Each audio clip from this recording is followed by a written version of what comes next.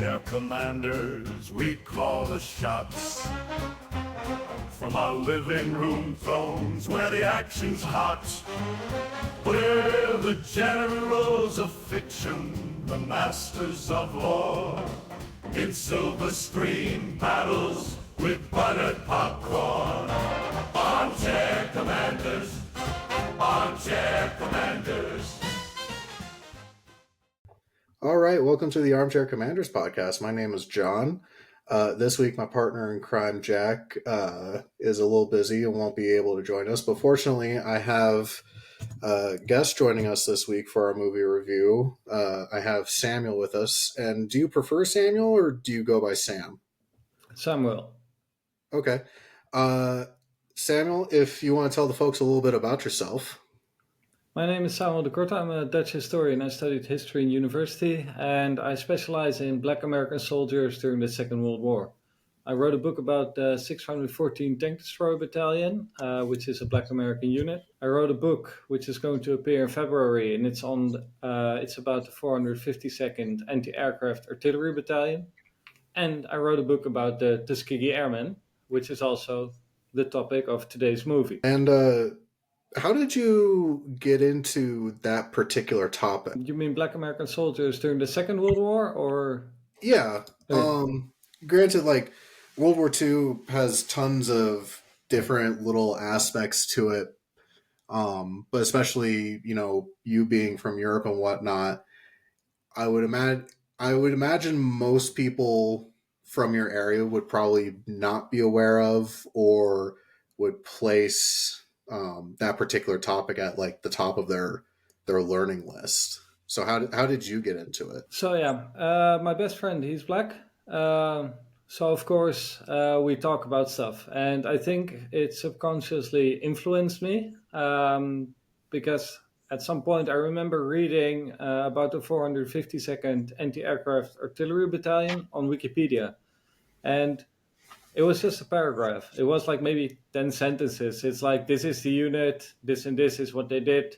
And if you dig a bit deeper, like you search for them, you find people mentioning them like they are like an example of, this is a great American unit, or this is like an example of like a Black American unit with an excellent combat career. Besides maybe those 10 sentences, there was not a lot about their history available. And I discussed this with my professors at university. I was like, why is this happening? Like, if you search for a white division, you'll see that they have like a whole Wikipedia list. But if you search for a black unit, it's often a lot less. And that's actually how I got started. And after I graduated, I wrote my thesis, my MA thesis, about the representation of Black American soldiers in contemporary media. For example, you have the movie Flags to Our Fathers by Clint Eastwood. So there was a bit of a discussion about it because at some moments he does feature Black American soldiers, but it's not a movie about like their experience. It's just saying like, oh, by the way, these units were there, and then it moves on to another topic. More of just like a nod or acknowledgement, but not really going into it. Yeah. And it's what I wanted to change, or at least what I think is important is to acknowledge like there were not just a few units. Like the Tuskegee Airmen are well known. The 761st Tank Battalion, the Black Panthers, they're also another well-known unit. But actually, there were many more other units. For example, there were like 3 Black Tank battalions that fought during the Second World War. There were 2 infantry divisions that also fought during the Second World War. There were 9 or 10 field artillery battalions that fought during the Second World War. There were 3 tank destroyer battalions that also fought during the Second World War, which is a lot more than just the Tuskegee Airmen or the Black Panthers. Right. And like, I can understand why the Tuskegee Airmen get as much attention as they do, because, fighter pilots are like are basically like celebrities or rock stars, if you will, as far as like history goes. So, it's definitely a very more, grandiose or, romantic kind of image as opposed to, you know, a tank destroyer battalion or infantry guys. I think that the other issue of it too, and granted, there was a lot of it, what with segregation being what it was at the time. But there was a lot of individuals of color who were relegated to support roles within the military, and we really see that more. Like we've seen it quite a bit played out in movies that we've reviewed involving the Navy, because we oftentimes see people of color during like World War II being relegated to being cooks or like mess stewards and stuff like that. And so I think a lot of time people get the perception of like, oh, it's the 40s segregation, so they didn't have the opportunity to fight, which I think makes the stories of the individuals who did get to fight all that more interesting. And like you said, they should have more information, but racism and time is what it is. And it's also sometimes difficult to get good information. So my book, it will appear in February, but ever since I graduated, I was like, that's like, I think 6 years ago, a long time ago. No, sorry. Anyway, it's not 6 years ago, it's 4 years ago. But anyway, ever since that time, I wanted to write this book. And it took me several years before I had enough information, before I had the opportunity to really write this. So that's also a factor. In the case of like the 452nd, it's also complicated because what happened is that this unit did not fight together. They were anti-aircraft artillery, like send a platoon to defend a field artillery battalion. They would send another platoon to defend another field artillery battalion. One platoon was assigned to a bridge to protect it against the German air forces. And this sometimes makes it a bit complicated because they're like spread out. They're not fighting as a unit. It's more like those guys are experiencing something over there, but the guys over there, they might not experience it at all. Right. And I'm sure that also messes with record keeping a bit if, they're like sub assigned to different units or places. So kind of moving on to the topic at hand, today we're doing HBO's Tuskegee Airman from 1995. And when was had you seen this film before? Yes. I've also seen the movie Red Tails and the movie, sorry, not the movie, the series Masters of the Air, which also all feature the Tuskegee Airmen. When was the first time you saw the HBO movie? Quite recently, actually. Not too long ago, I think. I'd say 2 months ago or something. Oh, really? Yeah. So this is like still pretty fresh for you. Yeah. I remember watching it when I was still just a kid. And I watched it quite a bit as a kid because I actually because I had this on DVD when DVDs first started coming out. So like this movie, Memphis Belle, like there was a couple of movies that I like as a kid I just had like in a constant rotation, and this was one of them. But it had been quite a while since I had watched it. I want to say well over probably like 10 years it's been since I last watched it until this week when I redid it to prep for the episode. And I gotta say, like, even almost 30 years later, I think this movie held up pretty well.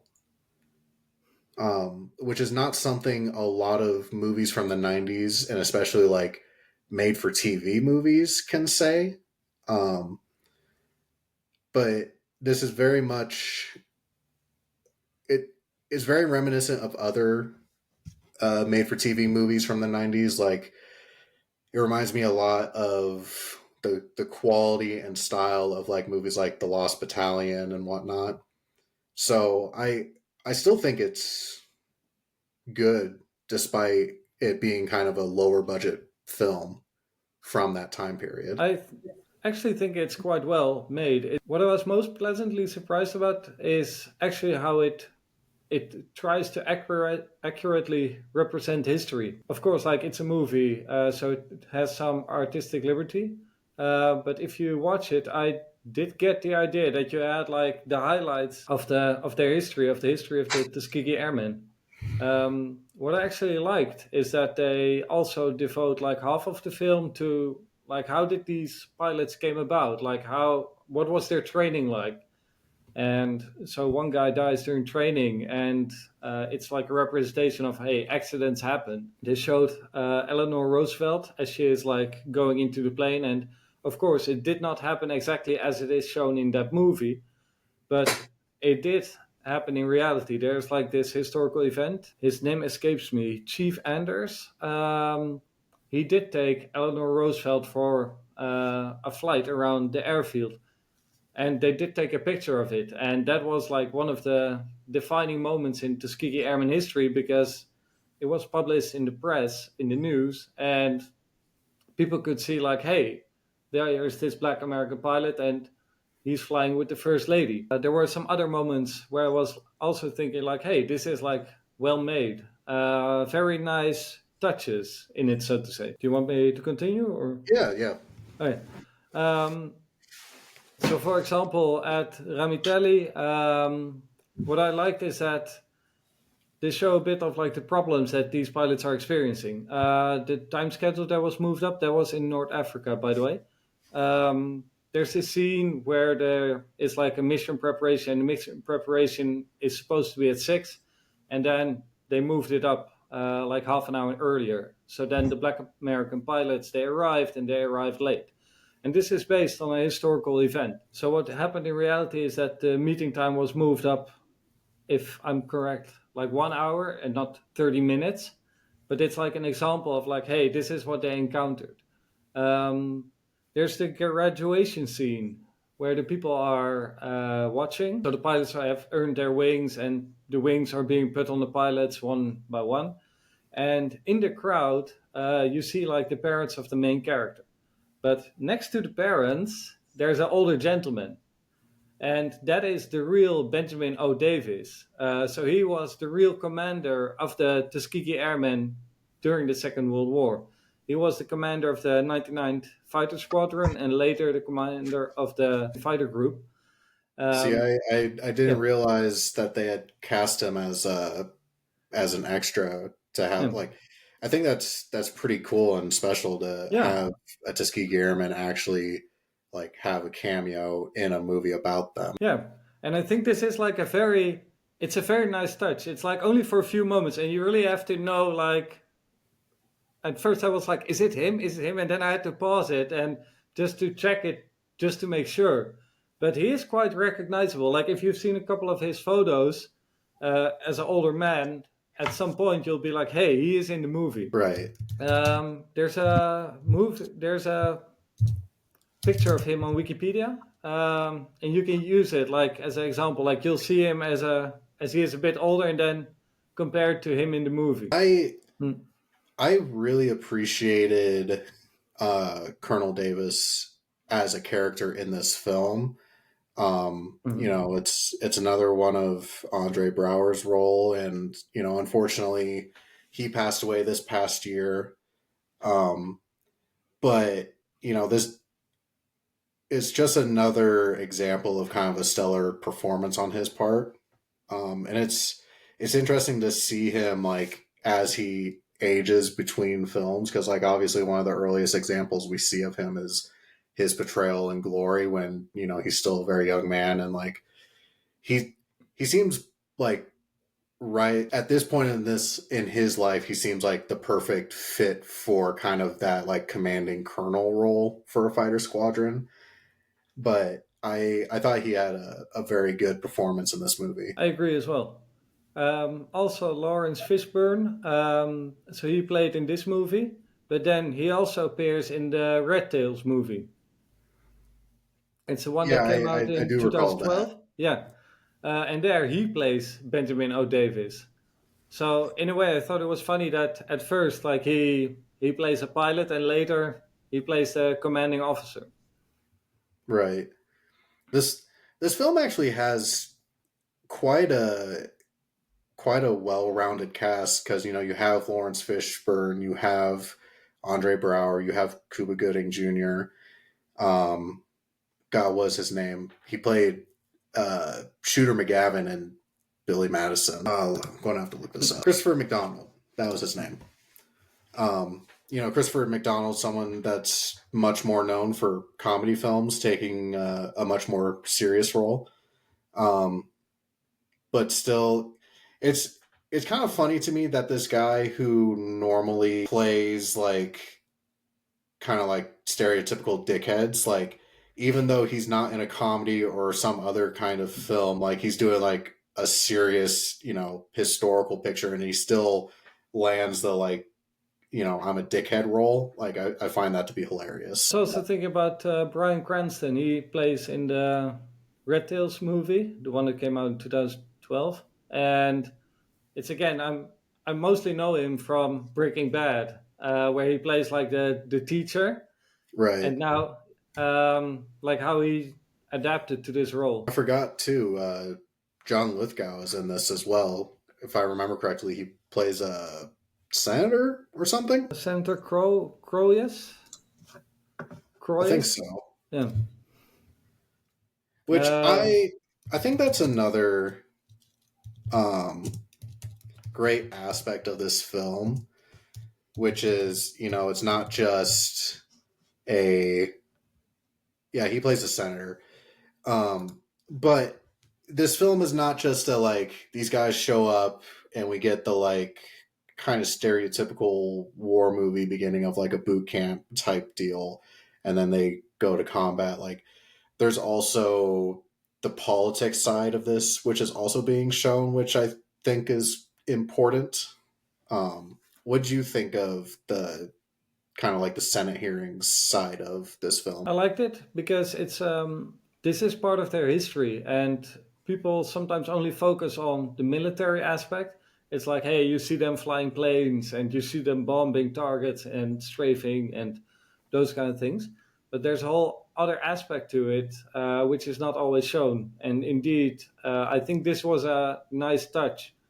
Like these Senate hearings, they did take place. Benjamin O. Davis had to return to the US due to a negative report written by the commander of the white commander of the fighter squadron to which the fighter group to which they were attached at the time.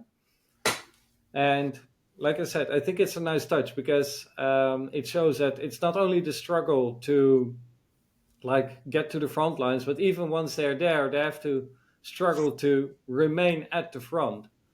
Like in the report it said like they were best used as like coastal patrol or something, or that they would not should not be used in combat. Also the pilots are at some point complaining about how they're only used to strafe enemy targets or to bomb enemy targets, and this was also a struggle that they experienced in their history.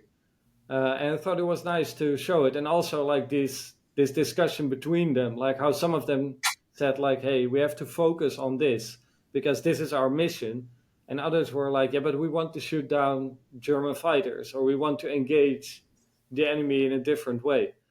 And Right. this was yeah, I find it interesting that like because that's the it's kind of the stereotypical thing like fighter pilots want to shoot down other airplanes, and like that's their like number one goal.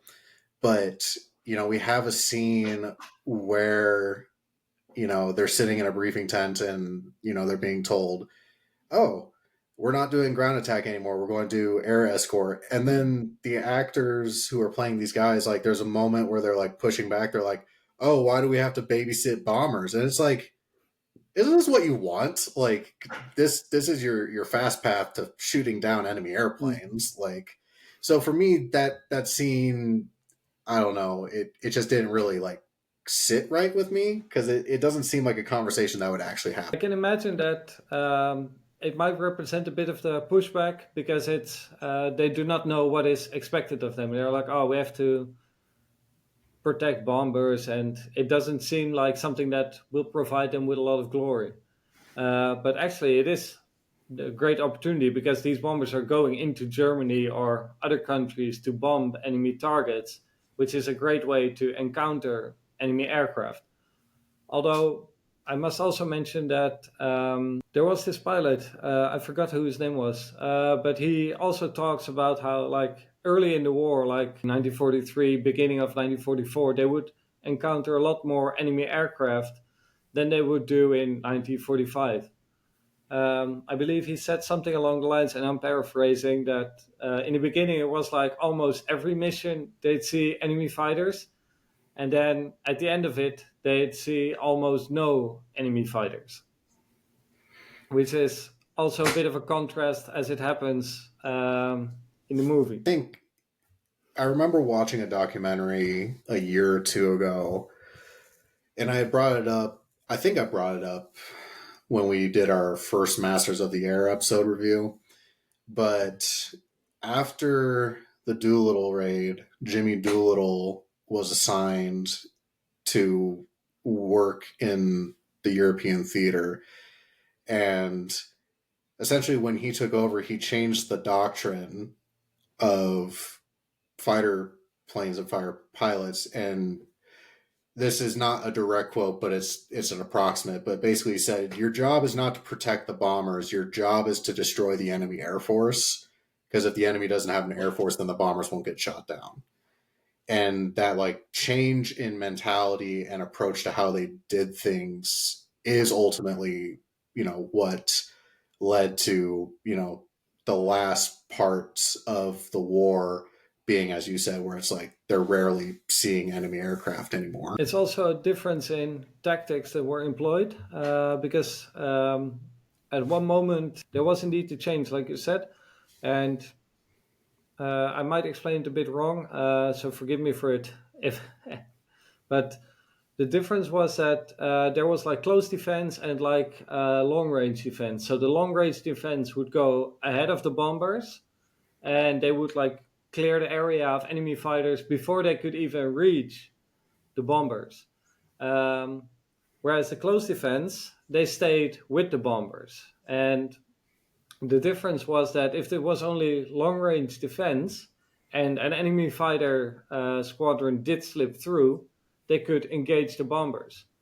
But in the end, due to numerical superiority, the Americans just had a lot more aircraft than the Germans. They could employ both long range defense and close defense. And the Tuskegee Airmen, they were often used for close defense. Right.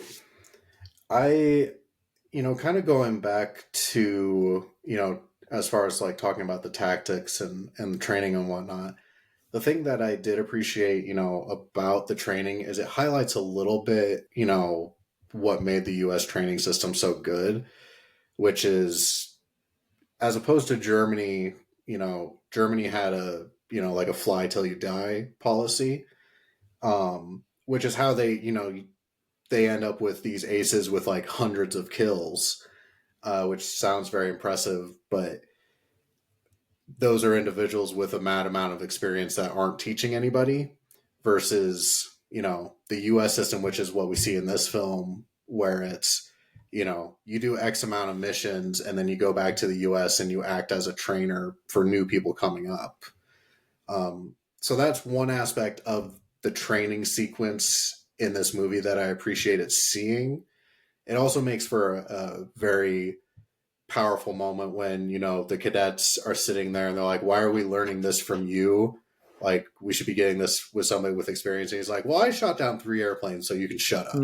Like, Yeah, I actually even had to look it up because I was like, okay, like is this real? And it turns out there was indeed a Black American pilot who indeed joined the Canadian Air Force, and then later he returned to Tuskegee, where he became an instructor for new pilots. although it happened a bit later in the war. I believe it was 1944 when he became a trainer.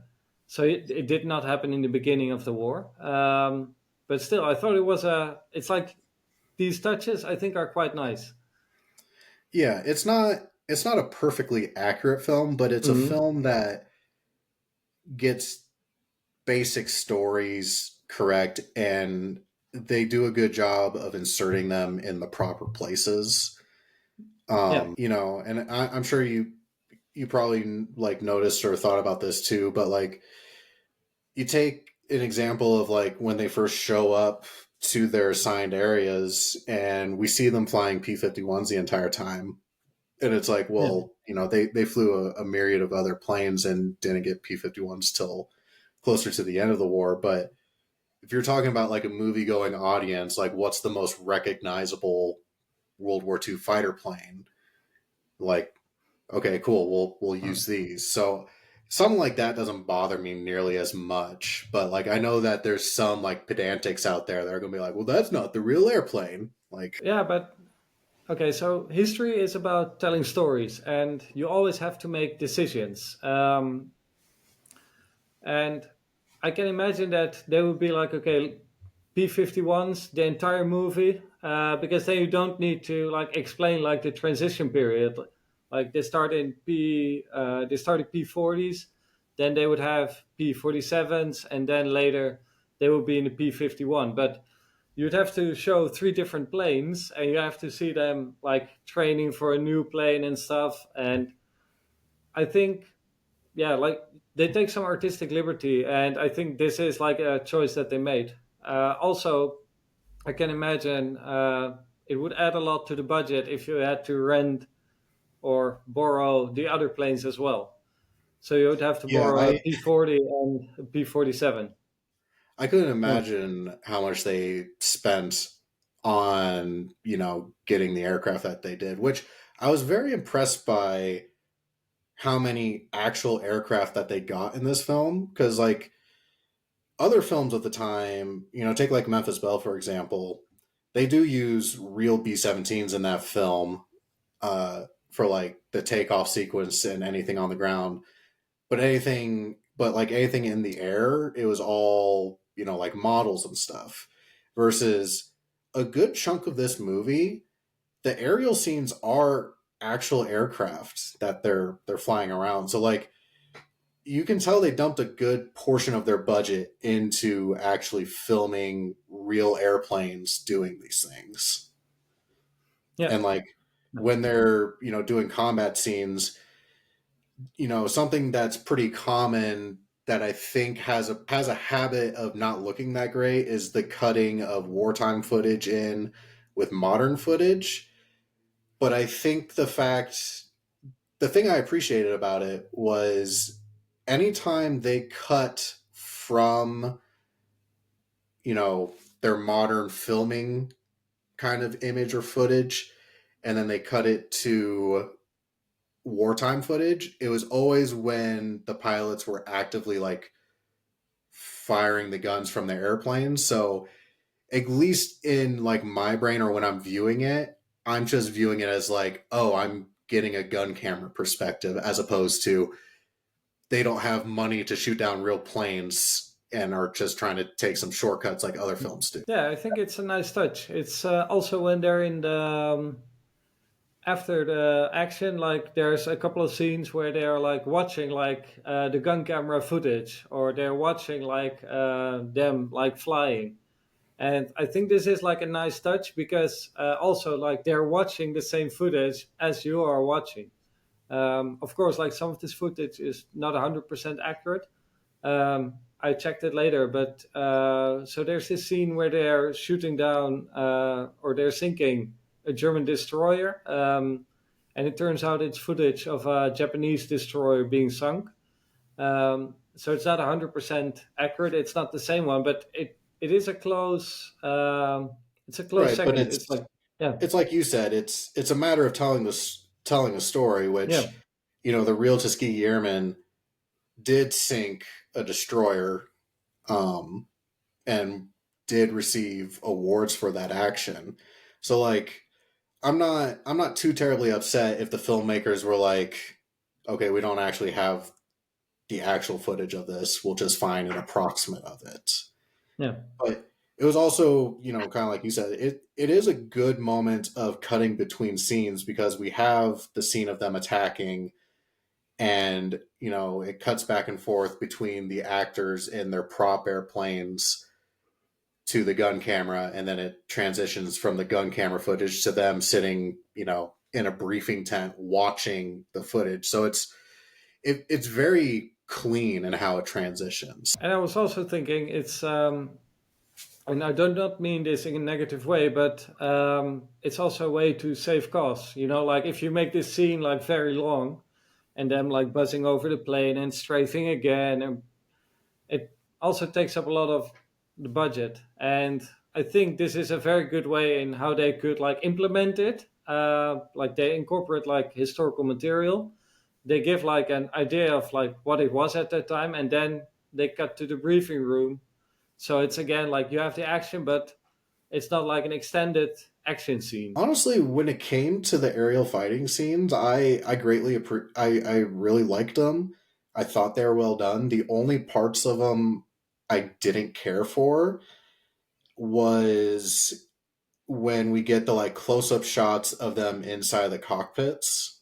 So like it's that very stereotypical like front facing shot where you're looking at them head on, and like you get like a very obvious prop like cockpit background with like a moving screen behind them, and that is literally the only moments during those scenes I get taken out of it, because it reminds me of like films that we've reviewed in the past. Most notably be like Flying Leathernecks or Flying Tigers with John Wayne. It Those like just couple second moments remind me of those films from like the 40s, and it's just like it makes me feel like, God, this is so cheesy and cheap. But like every other aspect of those scenes I thought are really well done. Yeah. What I was thinking about, it's yeah, of course, like it's the classical footage of them pressing down on the firing button and those kind of things. I think what I'm thinking about is I agree, like it does take you a bit out of the movie. On the other hand, I feel that I don't know, like I also think it should be in there to like help the audience understand what is going on. Right.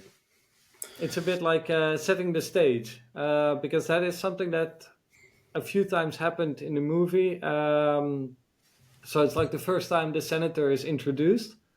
I thought it could be done a little bit better. Like it could have been to guide into the scene. Like to massage the scene a bit, because you're dropped right into it. It's like, oh, hey, you see these white people and they're talking about some research projects and those kind of things. And I felt that it was a bit a too sudden transition. I think that's one of those things that outside of like the quote unquote like action scenes, I think some of the showing of ideas or demonstrating things was a bit hammed up. I think they did a great job of demonstrating segregation and racism during this time period. Um, but something that kind of took me out of it was a scene uh, that had Lawrence Fishburne in it and Cuba Gooding Jr.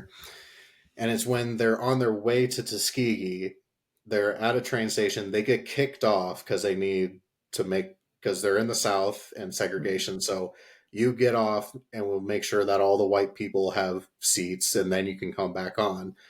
And in this scene, there's a line of like German POWs that walk by them and they get led onto the train. And Lawrence Fishburne is like, what? The German POWs get to sit ahead of us? And it's like, I get in that scene, in that particular line, that is meant to be just exposition for us as an audience to understand what's happening. But if you are aware of segregation and the history of the US when it comes to race relations, that scene just makes him look stupid, because it's like yeah, Lawrence Fishburne's character is supposed to be a guy from Iowa.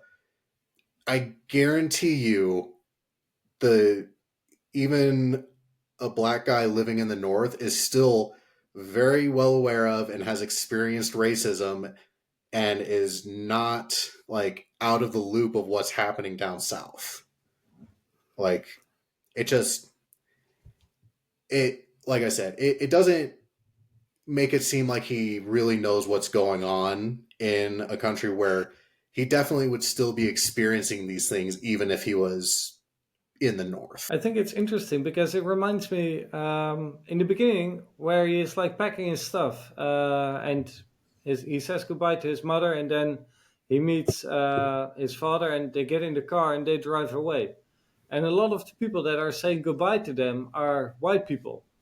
And it's actually what I was thinking about because I found it a bit odd that it's like he's going away, and like so many of these white people are saying goodbye to them.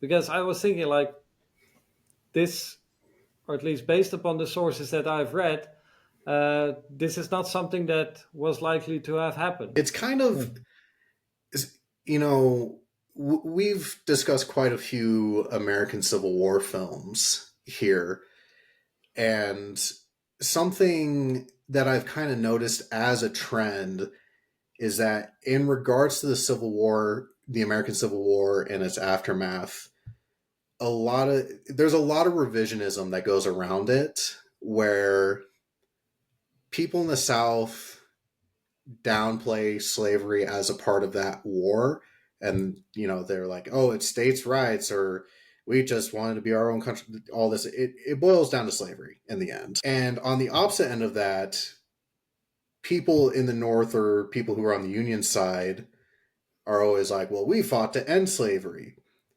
And yes, that was an ultimate war goal, but 1860s US, North or South, it's still incredible racism. And the same it's the same in the 1940s. Like in the 1940s, would the North be more progressive than the South when it came to people of color? Yes. Does that mean that they are the same as like today's standards of understanding, or it's like you said, the scene where you have a mixed community wishing this guy farewell. It's like, no, there still be a ton of racists like in the North. It's just the laws there weren't as restrictive as they were in the South. It's kind of an interesting dichotomy that I've noticed in filmmaking, where it's like the North has a way of making themselves seem better than they are, and the South has a way of downplaying how bad they were. So It's interesting that you mentioned this. There's a Tuskegee Airman, Charles Drayden, and he said that in the North, the racism was like implicit, and the racism in the South was explicit. So in the South, they would tell you like you have to get off the sidewalk, but in the North, racism was more like implicit. Just an example I'm thinking about, it's like how like some of these soldiers would be rejected, and then it's not because they're rejected because they are black, although that might be the reason, but it was, for instance, that they did not pass the test, or they were not deemed intelligent enough or something. And this right. is so it's a bit of a difference. Like it's still racism, but it's racism by a different name or lens. Yeah. Which is just. You can continue your thought. No, it's like in with the tank destroyer battalions. I believe I had these numbers. I have them in my book on the 614th. But just an example, it's like I believe 35 tank destroyer battalions need to be deactivated. Although of those 35, it's like I believe 5 or 8 or 10 of them are black tank destroyer battalions. So it's like a disproportionate amount of tank destroyer battalions that need to be deactivated are Black American units compared to white American units. Just to be sure, like I have the numbers in my book, I can look them up, but I do not have them from the top of my head. But I do think it we're is. fine with approximates around Yeah, here. but I do think it was a clear example of the difference between a bit like implicit racism and explicit racism.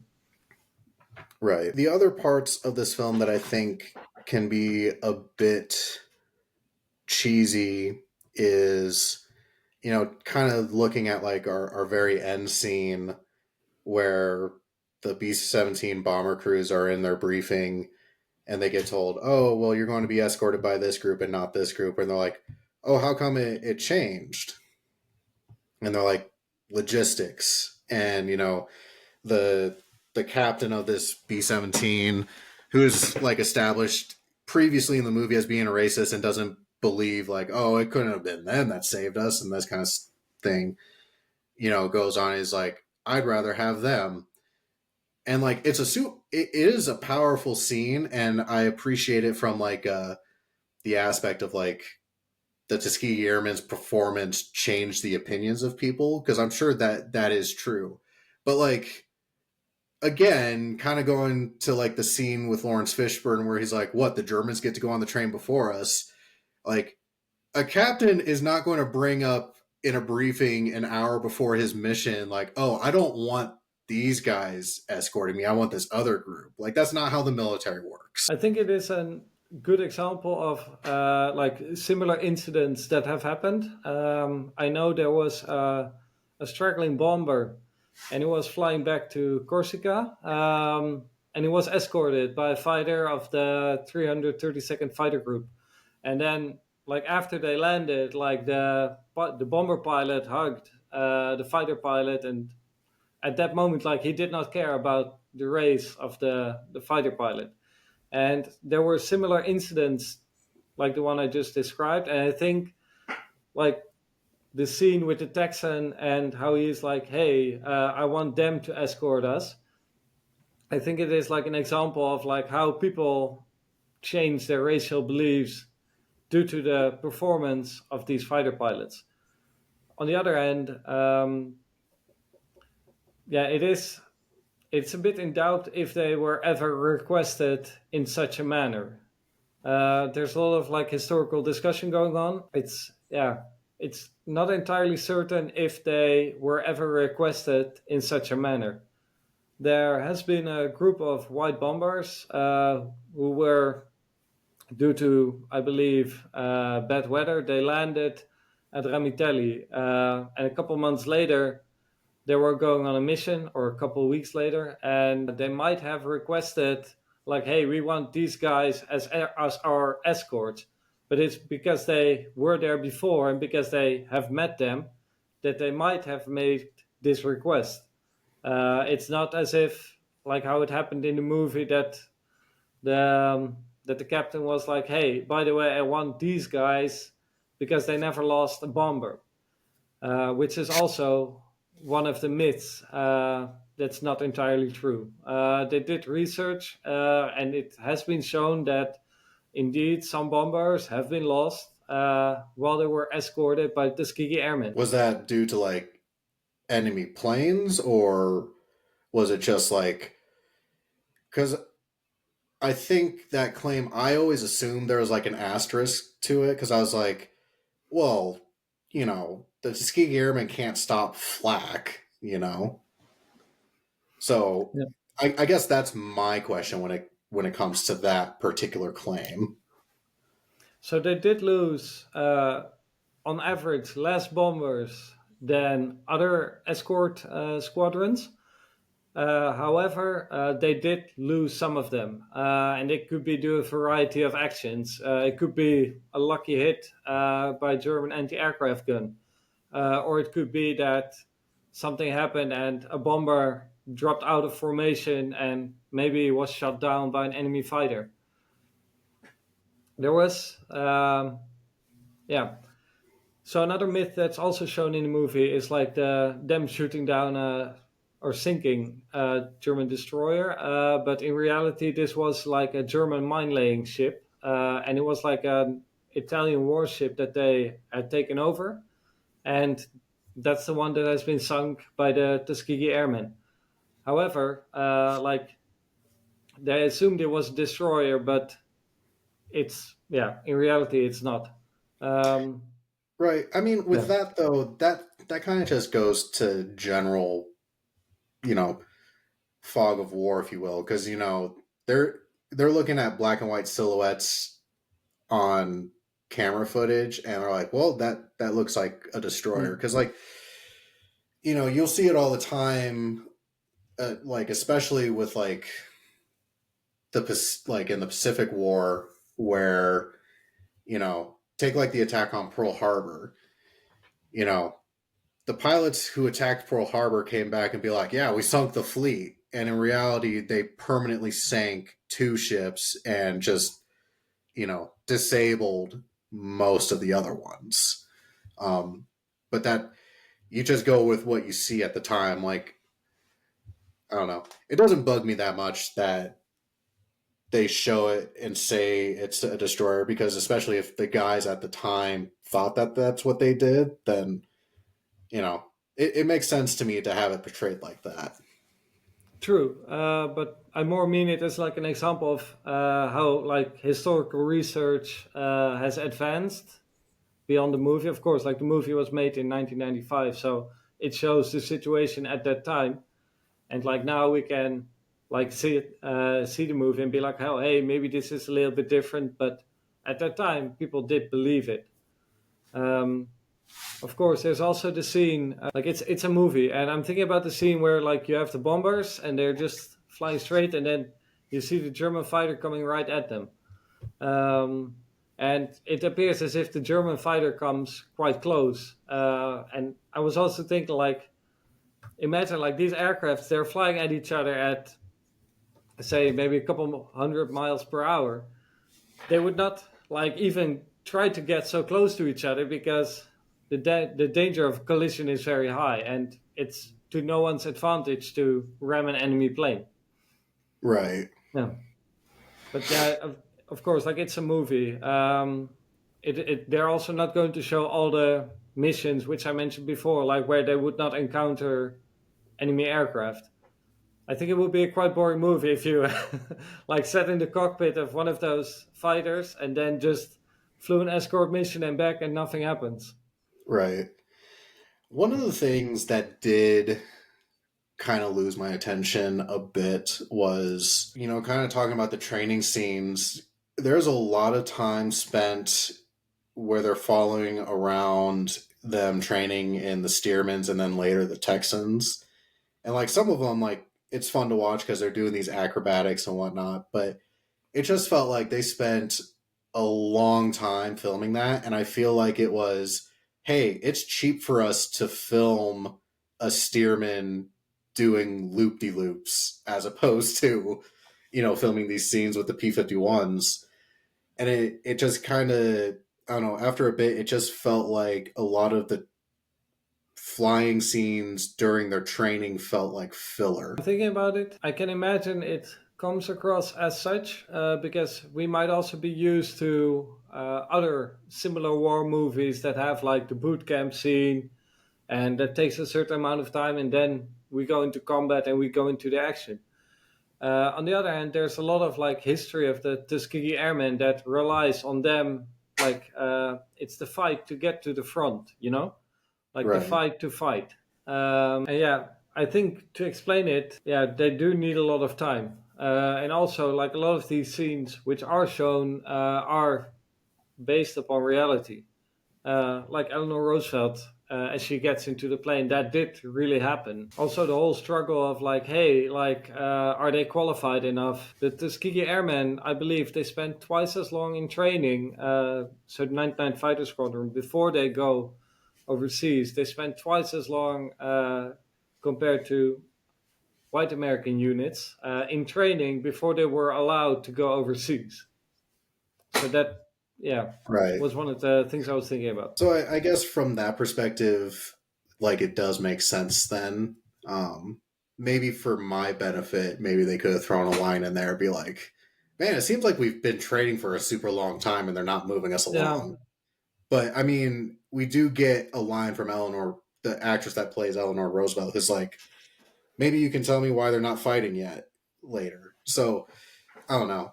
Maybe it's just I kind of tuned out a little bit because of how long it was taking. But for me, that was probably the thing I liked least about it was how long that particular scene, that section of the movie took. One thing, and this is going to sound really weird, but the thing that I noticed in this film that I really appreciated was the fact that everybody was smoking. Like, I know it's a weird thing Mm. to hit on, but it's something that I have mentioned in other war movies where, like, you'll have this stereotypical briefing scene and everybody's just sitting there and they're, talking about the mission.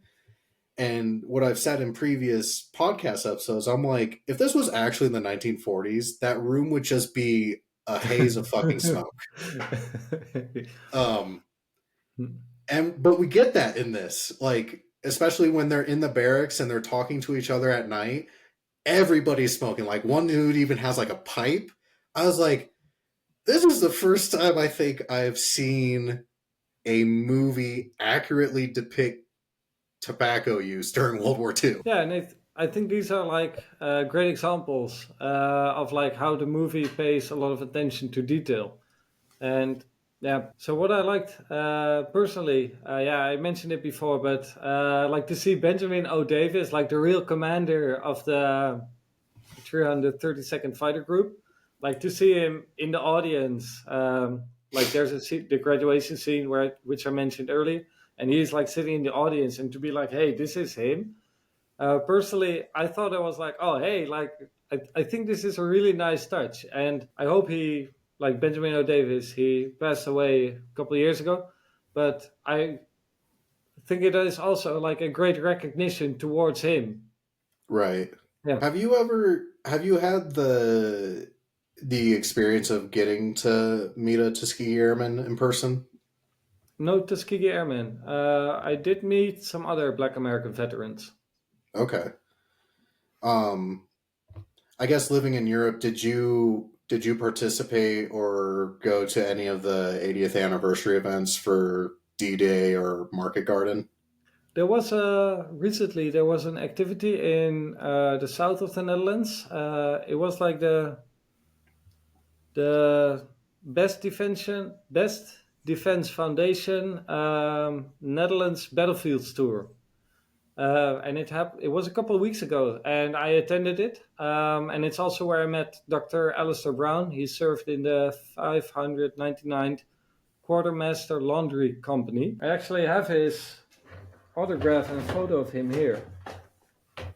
If you give me a second, I can. But yeah, I was really fortunate to be able to meet him. I do not know if you can see it, but this is his autograph, and it's a Yeah, picture of him.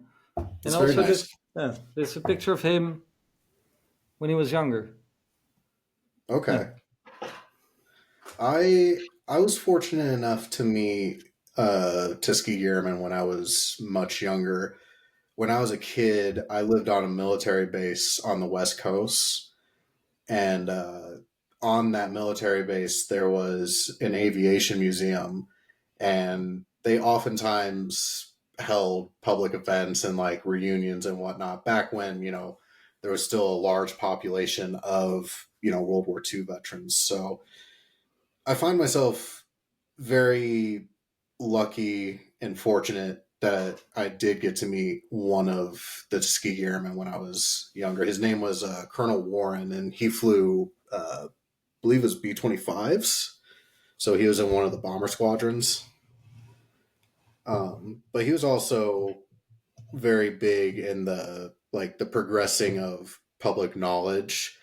I can't remember specifically, but I think he might have actually helped or was an advisor to the film, but I'll have to don't quote me on that. I'll have to look it up later, but he was very big on the like in the museum space of the world, you know, getting different aviation museums to tell the Tuskegee story. So I wouldn't be surprised if he. I would be more surprised if he wasn't involved in this. Yeah.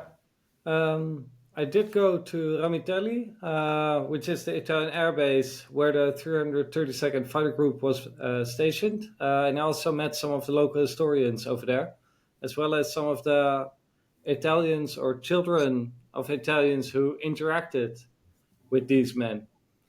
It was really, it's also really special to see how, okay, so the war is like 80 years over, but to see like traces of how them being stationed there impacted like the local society. There's a monument to the Tuskegee Airmen at Ramitelli, and I remember because there's a house and it's like you can see it from the monument, and outside of the house they have the plating. So they had these pierced steel mats, which were put on the ground, and then the aircraft could ride over it. Right. Because they used them as like mobile airstrip, basically. Yeah. And it's like you can see like the house. They have a couple of these strips hanging, and I think for the local Italians, at that time it was used as like a building material, or they would use it like to prop up their flowers or something. And I thought it was a nice touch because it's like the war is 80 years ago, but everything has progressed. But still, like you can see traces of this history in the local area. They're also quite big on tourism in the local area. They have like a mural of Benjamin O. Davis, and they have a couple of signs on buildings where the Tuskegee Airmen were stationed. Okay.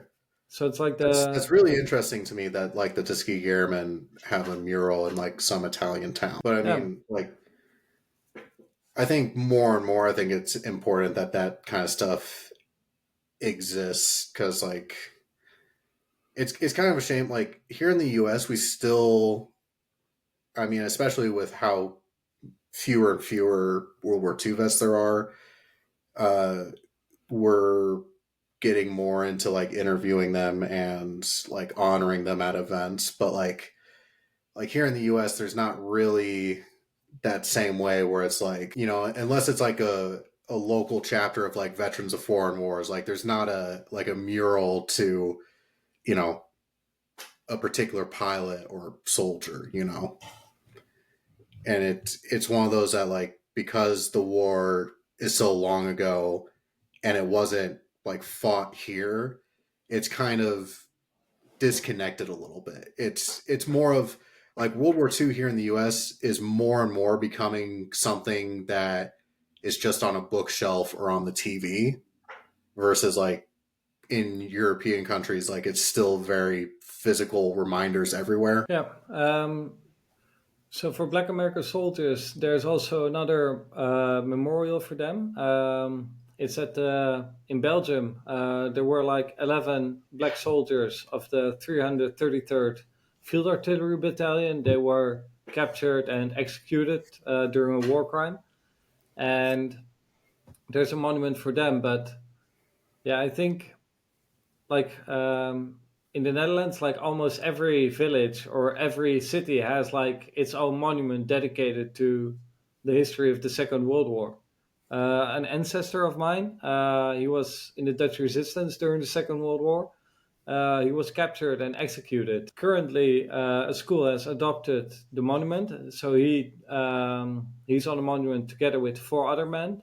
They were all fathers, by the way. And the monument has been adopted by a school, and then every year, like the school uses the monument to teach children about the impact of the Second World War and to teach them about like human rights and democracy. Yeah, I mean, that's the other part of it too, is like the American education system, it's far from being uniform in any way. But even in like the education system here in the US, like there are very few things World War II related that we can do something like that with. Like I said, it's very much World War II history is more and more just becoming something that you just read out of a textbook. So it's harder for people here to connect with it, I think. And one of the saving graces, I think, is media like film, because it actually allows you to kind of immerse yourself in the stories of these individuals. And then on top of that, I think here in the US, we have some really stellar museums that let you connect with the physical objects of that conflict. But I think it's a problem that's only going to get worse as more of these veterans start to pass, which is very unfortunate, I think, but so goes the ravages of time. Yeah, it's unfortunate because many of these people have incredible stories and they can tell us a lot. But yeah, these things happen. It's how time progresses. On the other hand, I think that America does have a few benefits. Like I do a lot of archival research, but because I'm based in the Netherlands, I'm often doing digital research. So I email an archive like, "Hey, do you have information?" or "Hey, do you have this stuff?" And then they send it over to me after they scanned it. But yeah, it is a lot more difficult because I'm here. Imagine if I could go to the archive, I could visit it, and I could do my research over there. I think it would be a lot easier. Also, you have the museums that you mentioned, which contains a lot of history. Here we also have museums. I think, and this is like very general, but here in the Netherlands, military culture is not as present as in the US. I think in the US there's like a very clear military tradition, and here in the Netherlands that's not so much the case. We do have some museums, and we also have some very good museums, but I think most of our most famous museums are not about military history, but about art. I'm thinking about the Rijksmuseum. You might know it. It's in Amsterdam. It's where they have a lot of famous paintings, including the Nachtwacht by Rembrandt. Okay, yeah. So I think this is like a bit of a difference between, yeah, maybe U.S. museum tradition compared to Dutch museum tradition. We definitely, like you said, we do have a very strong like military or militaristic culture in the US, and we have we put a very high premium on veteran culture also. Um, we like in the US, veterans are placed on a pedestal kind of regardless of conflict. What I was saying earlier, I still stand by it. Like here we still highly respect and admire our veterans and service members. Um, but it still doesn't change the fact that because we're so far removed from the actual physical places where a lot of these things happened, it's becoming harder and harder to connect with it.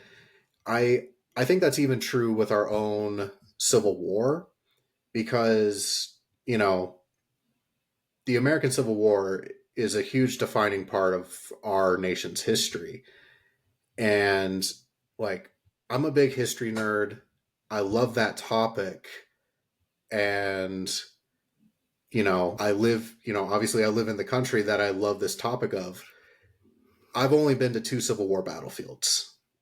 And that's it. The main problem with it is that, like, geographically, the United States is a massive place. So, like, So like I went and visited the Gettysburg battlefield, and that was a week and a half long trip for me to take. Like it for me, logistically, visiting the Gettysburg battlefield is no different than if I was to visit like Normandy, because I would legit need a week off in order to accommodate travel and time to be there and like all this other kind of stuff. So like even stuff that you can visit here in the United States is still difficult to connect with, depending on what you're looking at trying to study. And it's also, again, so it is US history, but a lot of it happens on one side of the country.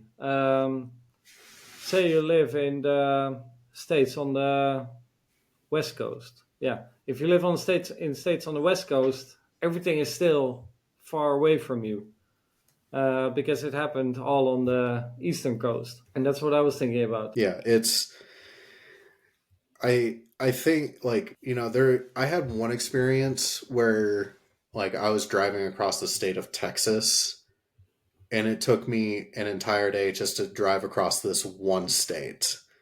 And like I think that's a great example of just like I can't just take a weekend trip to,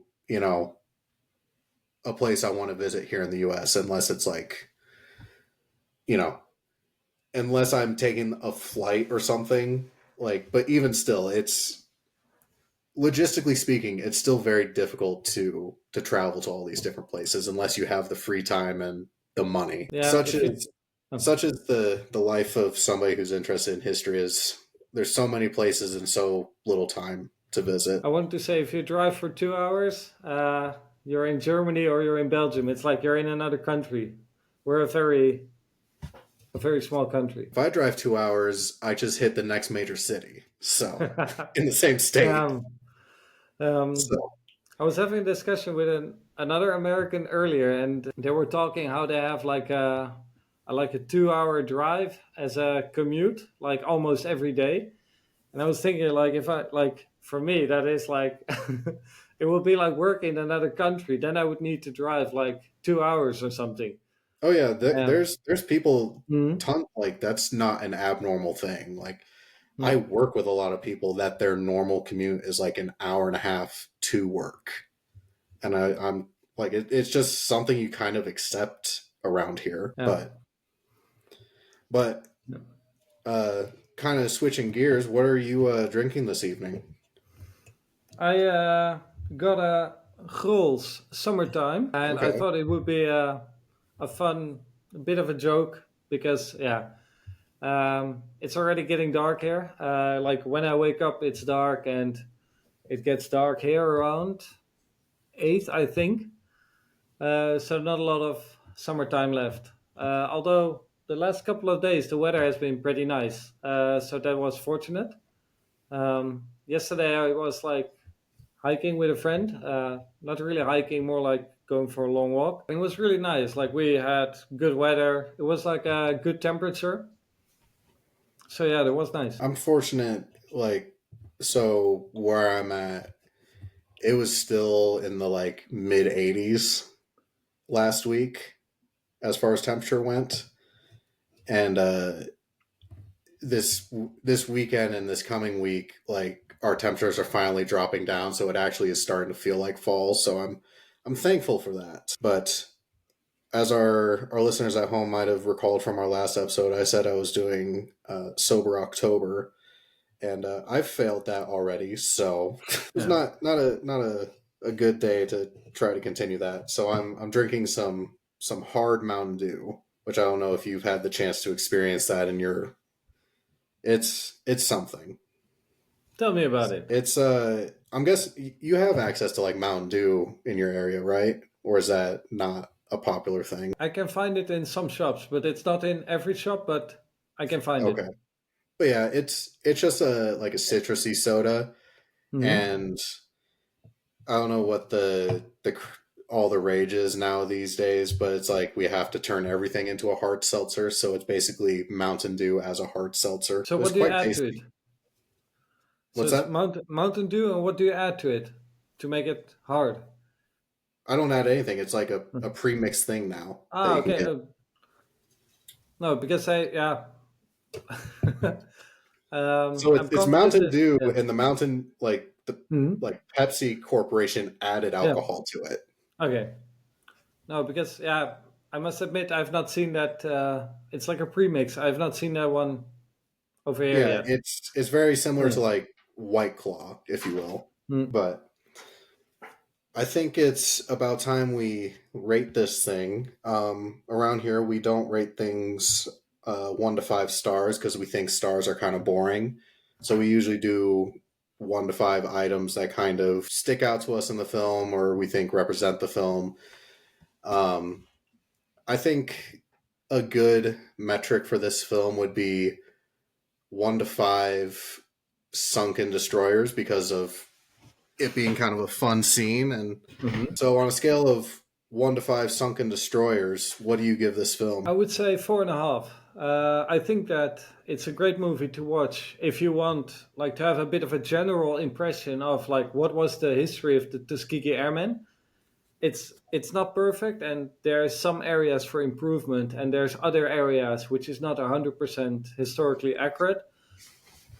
But I think in general, if you just like want to watch a movie, have some entertainment, but also learn a bit, I think this is a good movie about the Tuskegee Airmen. Okay.